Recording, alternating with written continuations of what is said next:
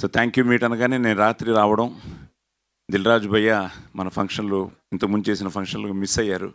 ఆయన వస్తే ఎందుకంటే ఇండస్ట్రీ ఉండండి సార్,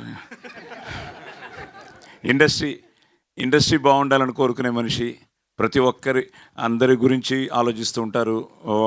మంచి సినిమా చేస్తే కంగ్రాచులేట్ చేస్తూ ఉంటారు. నాతో పోలీస్ స్టోరీనిచ్చి ఆయనతో నా ట్రావెల్ ఉంది.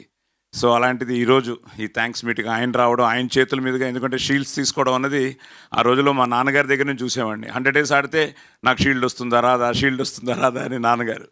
ఆ తర్వాత పోలీస్ స్టోరీ ఫంక్షన్కి ఎంత ఆనందపడ్డారంటే, బాబు నువ్వు హీరోగా షీల్డ్ తీసుకున్నావురా అని. ఆ రోజు దాసనారాయణరావు గారు వీళ్ళందరూ పెద్దవాళ్ళందరూ వచ్చి ఆశీర్వదించి నాకు పోలీస్ స్టోరీకి ఇవ్వడం జరిగింది.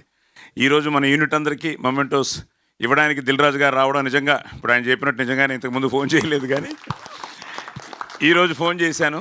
ఫోన్ చేయగానే ఉంటారో లేదో, ఎంత బిజీయో నాకు తెలుసు. బాంబే వెళ్తున్నాను అన్నారు. టెన్షన్ స్టార్ట్ అయింది. ఎప్పుడు సార్ అన్నాను. సాయంత్రం అన్నారు. లక్కీగా మన వాళ్ళు 3 గంటలకే అన్నారు. సార్ 3 గంటలకే సార్, మీరు వచ్చి షీల్డ్స్ ఇచ్చి ఒక బాబుని ఆశీర్వదించి టీంని అభినందించి మీరు బాంబే వెళ్ళండి సార్ అడగగానే వచ్చినందుకు ఫస్ట్ మనం అందరం కలిసి దిల్రాజు గారికి పెద్ద థ్యాంక్స్ చెప్తూ ఆయనకి సార్